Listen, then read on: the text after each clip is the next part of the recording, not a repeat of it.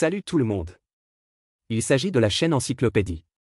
Le livre que nous expliquerons dans cet épisode est Steve Jobs par Walter Isaacson, qui est la seule biographie officielle autorisée par Steve Jobs de son vivant. L'auteur est le célèbre biographe Walter Isaacson, qui a écrit des biographies de Benjamin Franklin, Einstein, Léonard de Vinci et d'autres. Une chose que ces biographies ont en commun est qu'ils sont tous des génies et qu'ils ont changé le monde. C'est l'une des raisons pour lesquelles Jobs a initialement choisi de demander à Isaacson d'écrire cette biographie. Jobs espérait qu'il pourrait également entrer dans une telle séquence de génie. Il se concentre sur sa place dans l'histoire. Steve Jobs est peut-être l'entrepreneur avec le plus de fans, mais on peut aussi le qualifier de grand entrepreneur. Un article du New Yorker a un jour commenté que Jobs était un capitaliste hippie qui rendait son entreprise cool, à la mode et sexy. Mais Jobs ne voulait pas rester dans cette séquence. En 1997, Jobs est revenu chez Apple et a lancé la série de publicités « Think Different », qui mettait en vedette Einstein, Bob Dylan, Martin Luther King, John Lennon, Edison, Gandhi, Hitchcock, Picasso et d'autres. Ces personnes voyaient les choses d'une manière différente. Et finalement vraiment changer le monde. Jobs voulait rester dans cette séquence, il voulait passer du statut de grand entrepreneur à celui de « géant de l'histoire », ce qui l'a motivé à inviter Isaacson à écrire sa biographie. En 2004, Jobs a demandé pour la première fois à Isaacson d'écrire sa biographie. Isaacson était alors en train d'écrire une biographie d'Einstein.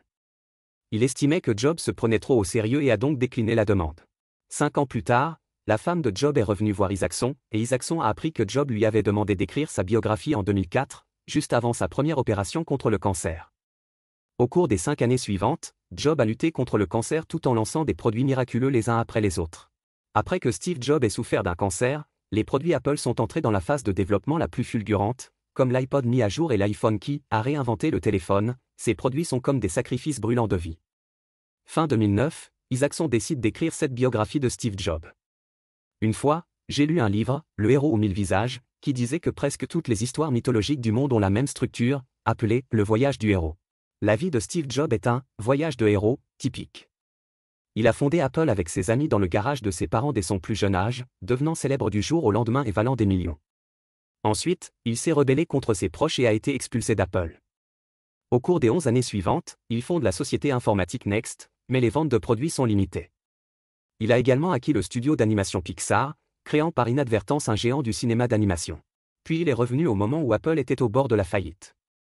Il lui a fallu 14 ans pour transformer une entreprise au bord de la faillite en l'entreprise ayant la valeur marchande la plus élevée au monde, augmentant sa valeur 700 fois. Il a influencé de nombreux secteurs tels que l'informatique, l'Internet mobile, l'électronique grand public, la musique, l'édition, le divertissement, etc. Il a réalisé des innovations dans la chaîne industrielle et est devenu le responsable de l'innovation le plus performant de l'histoire des affaires. Il s'agit simplement d'une version réelle de « Le retour du roi ». Cependant, au sommet de sa popularité et de sa créativité, il contracte un cancer et doit affronter la mort. Pour un biographe, c'est un sujet unique. Jobs, un maniaque du contrôle notoire, a promis de donner à son biographe une liberté absolue sur le projet. L'accès d'Isaacson aux entretiens peut être décrit comme luxueux. Pendant plus de 2 ans, il a mené plus de 40 entretiens avec Jobs, ainsi que des entretiens sans restriction avec plus d'une centaine de membres de la famille, amis, concurrents et collègues de Jobs. Ce livre a été publié 19 jours après la mort de Jobs et, avec la mort de Jobs, il est devenu l'un des événements les plus importants au monde en 2011. Jobs se comparait souvent à Edison, mais contrairement à Edison, Jobs lui-même n'a rien inventé. Le premier ordinateur personnel n'a pas été inventé par Apple, et la souris n'était pas son invention. Pixar a été créé par Lucas, et le premier lecteur de musique numérique La Machine vient de Singapour. Le véritable talent de Jobs était sa clairvoyance, combinant l'industrie informatique avec l'industrie de l'électronique grand public. Il a créé un style de vie marqué par les produits numériques et a fait d'Apple le principal fournisseur de technologie de ce style de vie. Il développe, améliore, transforme, finalise, coordonne, change, et même renverse encore et encore une idée de produit naissante jusqu'à ce qu'elle soit parfaite et prête pour la production en série. Il la contrôle et la contrôle jour après jour et semaine après semaine. Encourager, engager, inspirer, réprimander, organiser et féliciter des milliers de personnes pour créer un produit qui tient finalement dans leur poche, leur sac à main, leur sac d'ordinateur, leur bureau ou leur genou. Quiconque a utilisé de manière critique les produits numériques, qu'ils soient matériels, logiciels ou contenus, peut imaginer la difficulté et la complexité de ce processus. Pour certains, Jobs était une icône divine. Pour certains, Jobs était un excellent chef de produit. Pour certains, Jobs était un concurrent alternatif. Quel genre de personne est le vrai Steve Jobs? D'où viennent sa créativité, son imagination et sa volonté d'innover continuellement? Quelles croyances et valeurs motivent ses activités de toute une vie? Qu'en est-il des aspects égoïstes, violents et impitoyables de sa vie personnelle et de son style de gestion? Dans quelle mesure la pomme est-elle un produit de sa personnalité, et dans quelle mesure est-elle le résultat de son compromis avec l'environnement? Les réponses à ces questions se trouvent dans ce livre. Une bonne biographie racontera toujours des expériences qui semblent être les mêmes que celles des gens ordinaires, des griefs d'enfance, une jeunesse ambitieuse, des pertes et des échecs, des réticences, des compromis et de la paranoïa. Une bonne biographie racontera également comment une personne a fait face à ses griefs, ambitions, échecs et réticences. En parlant de philosophie du design, Steve Jobs a dit un jour que plus la compréhension de l'expérience humaine est large, plus le design est visible. Voyons maintenant l'histoire de la vie de Steve Jobs. Ci-dessous, nous expliquerons ce livre en 3 parties. Dans la première partie, je présenterai la vie de Steve Jobs avant qu'il ne fonde Apple. Au fur et à mesure que Jobs grandissait, ce qui a façonné sa personnalité et sa façon de voir le monde. Dans la deuxième partie, j'analyserai la relation entre les traits de personnalité de Jobs et les produits Apple. Comment le perfectionnisme et la personnalité égoïste, irritable et contrôlante de Jobs ont-ils affecté Apple? Dans la troisième partie, nous nous penchons sur la transformation de Jobs, ou le chemin vers la maturité.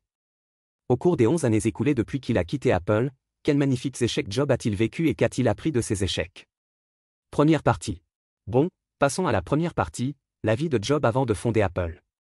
Au cours de la croissance de Steve Jobs, quels facteurs ont eu un impact important sur sa future personnalité et sa façon de voir le monde? Lorsque Jobs grandissait, 2 choses ont eu un impact profond sur lui. Le premier est le fait d'être abandonné et adopté. Il est né en 1955. Son père et sa mère biologique lui ont donné naissance avant de se marier et ont dû le donner à d'autres pour qu'ils l'élèvent. Les personnes qui l'ont adopté étaient le couple Jobs. L'un d'eux était un ingénieur en mécanique qui a abandonné ses études secondaires et l'autre était un scribe.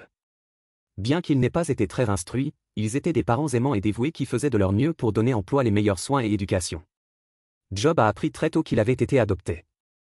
Un jour, quand il avait 6 ou 7 ans, il racontait cette histoire à une fille de l'autre côté de la rue, qui lui demanda « Est-ce que ça veut dire que tes parents biologiques ne voulaient pas de toi ?» Il a dit qu'il avait eu l'impression d'avoir été frappé par la foudre et qu'il a couru chez lui en pleurant fort, mais ses parents adoptifs lui ont dit « Ce n'est pas qu'ils ne veulent pas de toi, c'est que nous t'avons choisi. » Cet incident a-t-il laissé Jobs avec quelque chose qui s'apparente à un traumatisme infantile? L'auteur ne l'a pas dit clairement. Jobs ne l'a jamais admis. Il insiste sur le fait qu'il ne s'est jamais senti abandonné et qu'au contraire, ses parents adoptifs l'ont toujours fait se sentir spécial.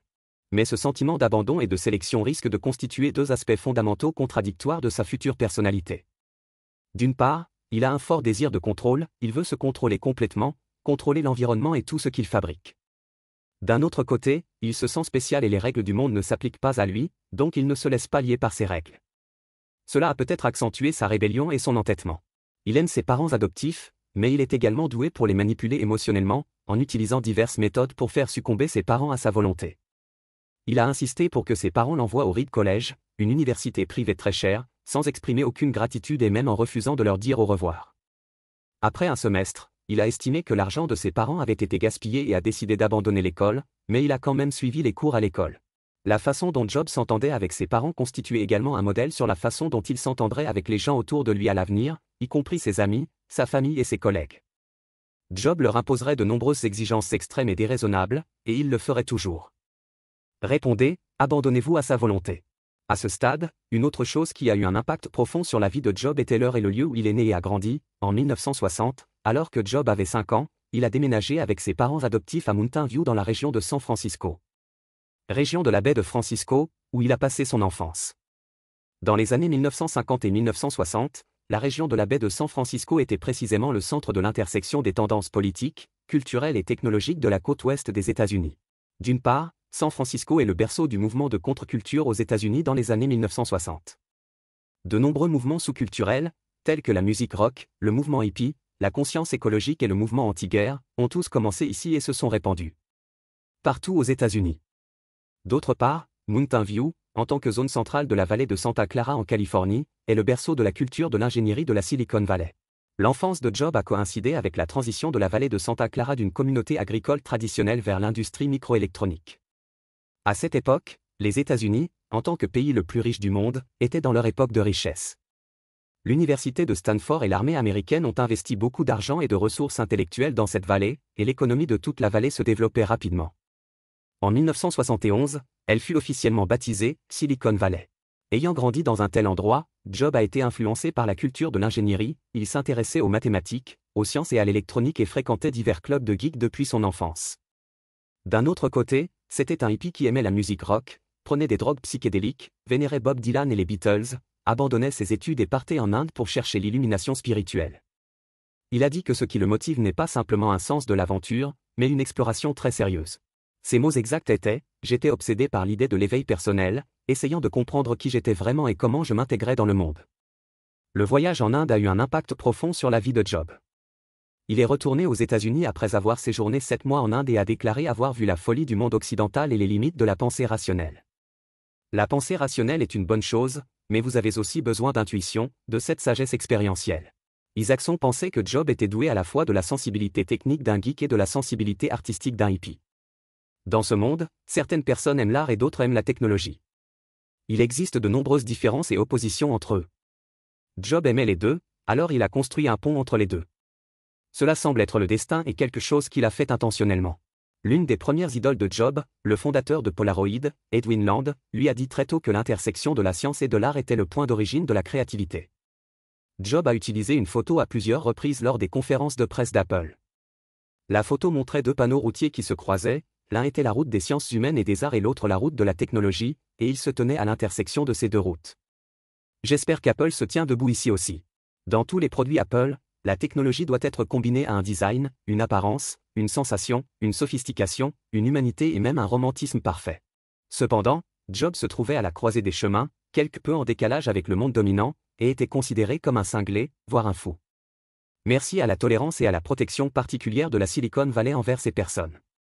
Sans cette tolérance et cette protection, il aurait été beaucoup plus difficile, voire presque impossible, pour Job d'atteindre ses objectifs futurs. Voici un exemple simple. Quand Job avait 13 ans, il a rejoint le HP Explorer Club. Afin de faire fabriquer certaines pièces par HP, il a directement appelé Bill Hewlett, le PDG de HP à l'époque. À cette époque, tous les numéros de téléphone étaient enregistrés et pouvaient être facilement levés les yeux. L'autre partie a non seulement répondu au téléphone, mais a également discuté avec lui pendant 20 minutes. Non seulement ils lui ont donné les pièces qu'il souhaitait, mais ils lui ont également offert un stage d'été. La confiance de Job en lui-même, en la Silicon Valley et en la technologie s'est lentement accumulée dans l'atmosphère tolérante de la Silicon Valley. Résumons brièvement le contenu de la première partie. Nous avons présenté 2 événements survenus au cours de l'enfance de Job qui ont eu un impact profond sur sa vie. Tout d'abord, il a été abandonné par ses parents biologiques, mais a été pris en charge par son père et sa mère adoptifs. Cet incident l'a rendu plein de contrôle sur le monde extérieur, et en même temps il se sentait spécial et les règles du monde ne s'appliquaient pas à lui. La seconde est qu'il est né et a grandi à San Francisco et dans la Silicon Valley, ce qui lui a permis de se situer dès le début à l'intersection de la science et de l'art. Il a à la fois la sensibilité technique d'un geek et la sensibilité artistique d'un hippie, ce qui est un cadeau très rare. La seconde partie. Parlons ensuite de la deuxième partie, la relation entre les traits de personnalité de Job et les produits Apple. Steve Jobs était sans aucun doute une âme complexe. D'un côté, il a une passion fanatique pour la beauté, le design et la technologie, mais de l'autre, son caractère est égoïste, irritable, extrêmement contrôlant et même impitoyable. La question est, les deux sont-ils inévitables? Beaucoup de gens disent qu'Apple est le produit de la personnalité de Steve Jobs. Y a-t-il du vrai dans cette affirmation? Concernant ces questions, la vision globale de l'auteur est que l'essence du succès de Jobs réside précisément dans sa parfaite intégration de diverses personnalités et comportements contradictoires. Apple est en effet, dans une certaine mesure, un produit de la personnalité de Jobs. Au moins une grande partie des mauvais côtés de son caractère est liée à sa passion pour la beauté, le design, les produits et la construction d'une entreprise historique. Tout d'abord, les tendances perfectionnistes de Jobs et son extrême attention aux détails ont d'abord été influencées par son père adoptif, Steve Jobs Sr. Son père adoptif, machiniste, lui a appris dès son plus jeune âge que la recherche de la perfection signifie qu'il faut faire de son mieux même là où les autres ne peuvent pas le voir. Par exemple, alors qu'ils peignaient ensemble la clôture devant la maison, Jobs Sr. lui a dit que l'arrière de la clôture devait également être parfaitement peint. Car même si les autres ne peuvent pas voir ces endroits, vous pouvez les voir vous-même. Un véritable artiste ne fait jamais de compromis ni ne lésine sur les raccourcis. Depuis l'époque où Jobs et Wozniak bricolaient les ordinateurs Apple de première génération dans le garage de leur père adoptif, jusqu'au iPod, iPhone, iPad et même les magasins Apple, il a toujours adhéré à ce principe. Pour fonctionner, du logiciel au matériel, il doit être extrêmement parfait. Même si ce type de perfectionnisme cause des dommages au coût, au calendrier de construction et aux avantages sociaux, met une forte pression sur ses employés et blesse leurs sentiments, il reste fidèle à ses opinions. Par exemple, Lors du développement de l'ordinateur de deuxième génération d'Apple, il a rejeté la conception originale du circuit imprimé parce que les lignes à l'intérieur n'étaient pas assez droites. Lors du développement de l'ordinateur Macintosh, il était obsédé par la conception des polices, quel type de police était le plus beau, quel type d'espacement était le plus raisonnable, quel type de mise en page était le plus élégant. Les gens autour de lui pensaient qu'il avait sacrifié le meilleur pour le plaisir. Les polices ne valent tout simplement pas le temps et les efforts nécessaires.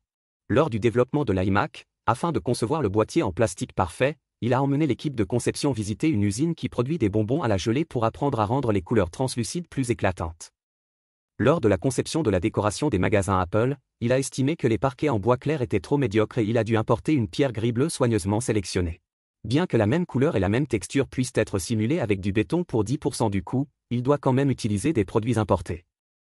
Concernant le perfectionnisme de Jobs, l'un des détails les plus touchants du livre est qu'un jour son cancer s'est aggravé et il a été hospitalisé. Il est resté dans le coma pendant plusieurs jours dans l'unité de soins intensifs et vient de se réveiller.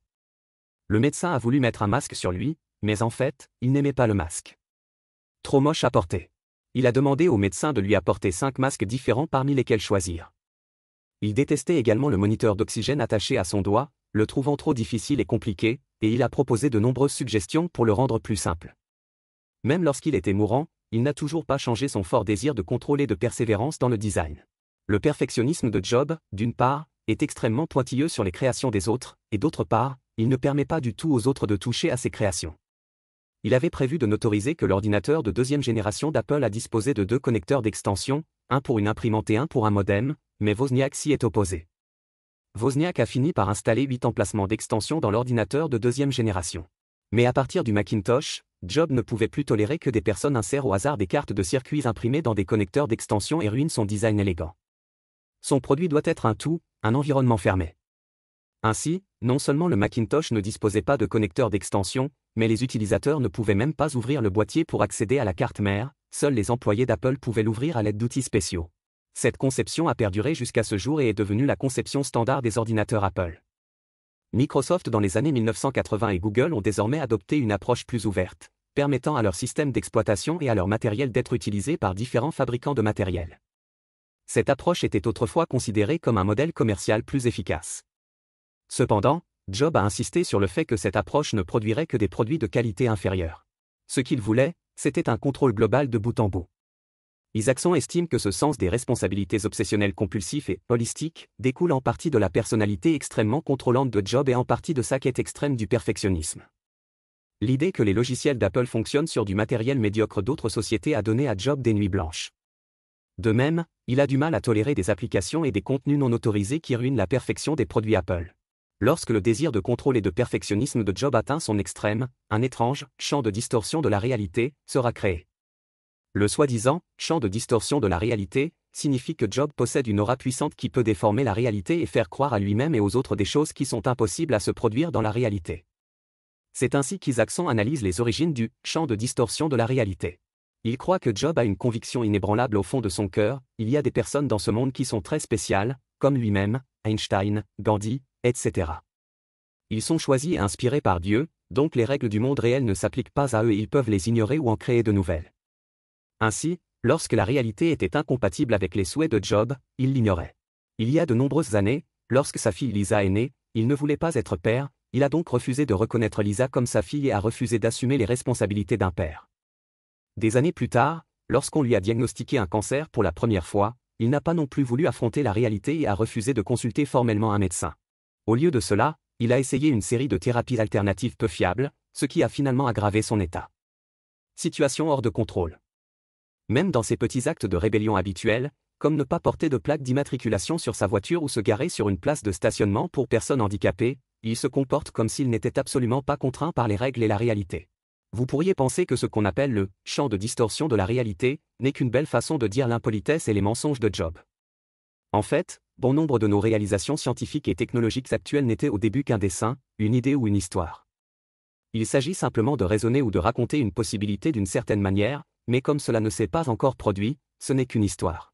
Mais une fois inspirée de manière créative, la possibilité devient une nécessité et la fiction devient réalité. De nombreuses personnes qui ont travaillé avec Jobs admettent que même si le champ de distorsion de la réalité de Jobs leur a causé beaucoup de souffrance, cela les a conduits à performer au-delà de leur niveau dans de nombreux cas. Par exemple, un jour, Job est entré par effraction dans le bureau de Larry Kenyon, le concepteur du système d'exploitation Macintosh, et s'est plaint que l'ordinateur mettait trop de temps à démarrer. Kenyon a commencé à expliquer pourquoi il n'y avait aucun moyen de raccourcir le temps de démarrage. Job l'a interrompu et a dit « Si cela peut sauver des vies, pouvez-vous trouver un moyen de raccourcir le temps de démarrage de 10 secondes ?» Comme il l'a dit, il s'est dirigé vers le tableau blanc et a montré « Si 500 millions de personnes utilisent des Mac et si le temps de démarrage de l'ordinateur est réduit de 10 secondes chaque jour, environ 3 millions d'heures seront économisées par an, ce qui équivaut à sauver 100 vies chaque année. » Kenyon était convaincu. Quelques semaines plus tard, Kenyon a réduit de 28 secondes le temps de démarrage de l'ordinateur. Lorsque la conception finale du Macintosh a été finalisée, Job a convoqué tous les membres de l'équipe pour une cérémonie de signature très formelle. La signature de chaque personne était solennellement gravée sur le circuit imprimé du Macintosh. Comme nous venons de le dire, l'ordinateur Macintosh est un modèle fermé et ne peut pas être ouvert par les utilisateurs. Personne ne verra ces noms, à l'exception des réparateurs d'ordinateurs, mais ses employés bénéficient d'une incitation spéciale. C'est ainsi que Steve était inspirant, et la meilleure motivation au monde est un groupe de personnes talentueuses se réunissant pour créer quelque chose de grand. Lorsqu'un motif est suffisamment fort pour que sa réalisation demande beaucoup de courage et de responsabilité, il ne crée plus une vision mais crée un fait. Bien entendu, le plus souvent, le fonctionnement du monde réel ne dépend pas de la volonté humaine.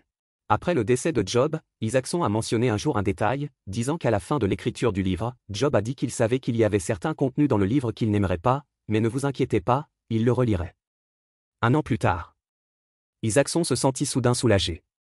Puisque Job a dit qu'il vivrait encore un an, il vivrait certainement un an de plus. Personne n'a réalisé qu'il y avait ici quelque chose qui clochait dans la logique.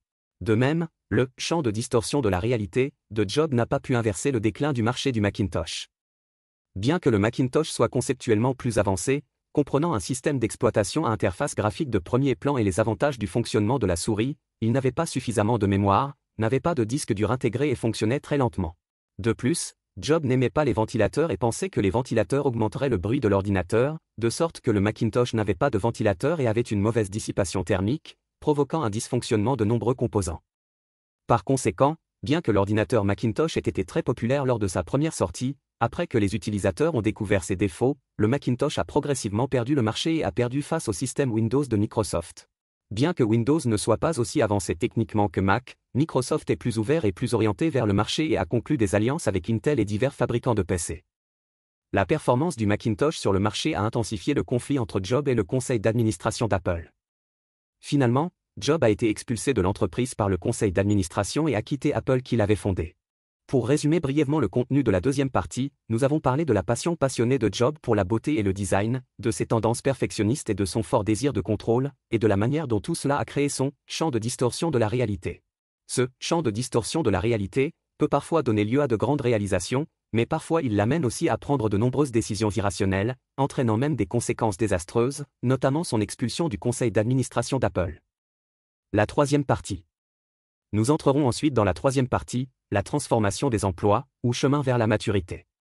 Job est devenu célèbre à l'adolescence et, dans la vingtaine, il était à l'avant-garde de l'époque en tant que révolutionnaire.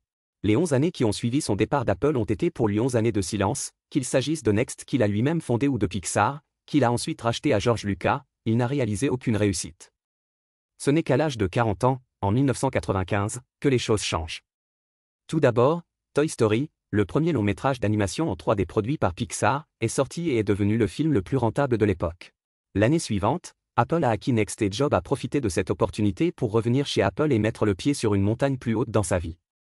Mais ces 11 années de silence ont été très importantes pour Job.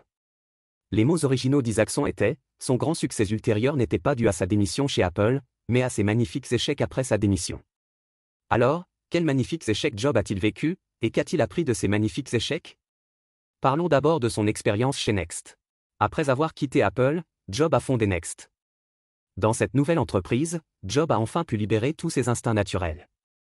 Il a cédé à son amour du design et a demandé à un célèbre designer de concevoir un logo pour l'entreprise, ce qui lui a coûté $1 million. Il s'est laissé aller à son perfectionnisme dans les détails. L'apparence de la machine doit être celle d'un cube lisse et beau, et les vis à l'intérieur de la machine doivent avoir des revêtements coûteux. Il a même insisté pour peindre l'intérieur du cube en noir mat. Il a demandé aux ingénieurs de personnaliser les puces pour les ordinateurs Next, d'intégrer plusieurs fonctions sur une seule puce et de modifier constamment les fonctions qu'ils souhaitaient, de sorte que les progrès du développement étaient retardés à plusieurs reprises. Il a également révisé de manière obsessionnelle la palette de couleurs de l'usine, et les machines, les équipements et les chaînes de montage automatique ont été peints à la bombe à maintes reprises. À Next, nous assisterons à une reconstitution de toutes les expériences passées de Job, comme sa forte passion pour le design et l'esthétique, son champ de distorsion de la réalité, ses meilleures capacités de persuasion, le lancement parfait. Et encore un autre échec. Son objectif initial était de construire un ordinateur puissant et abordable pour le marché de l'éducation haut de gamme, et le résultat qu'il a obtenu était un cube d'apparence parfaite, si puissant, si cher et si peu pratique qu'il a dû abandonner le matériel, et devenir une pure entreprise de logiciels. Cette affaire allait à l'encontre de son concept de base d'intégration de logiciels et de matériel, ce qui le rendait particulièrement pénible. Ces échecs l'ont forcé à réfléchir à certains de ses propres défauts, par exemple s'il était trop paranoïaque sur les détails, si son désir de contrôle obscurcissait son jugement sur le marché et, plus important encore, avait-il vraiment toujours raison? Bien qu'il n'y ait pas de réponse à ces questions, pour Job, sa volonté de réfléchir constitue déjà un grand changement. Parlons encore de Pixar. Job a acheté les studios d'animation Pixar au grand réalisateur George Lucas.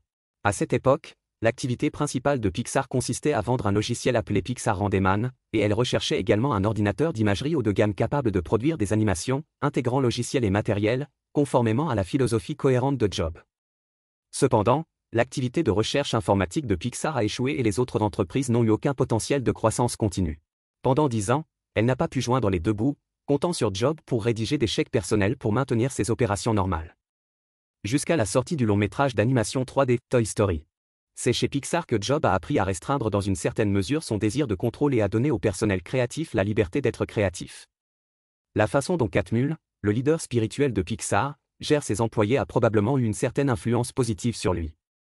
Job a également appris que ses idées n'étaient pas toujours bonnes, car son intention initiale était que Pixar se concentre sur le développement de logiciels graphiques plutôt que sur la réalisation de films d'animation. Si les génies de Pixar n'avaient pas leurs propres idées indépendantes, ils seraient probablement écrasés par sa volonté. Pendant cette période, la vie personnelle de Job a également subi de nombreux changements.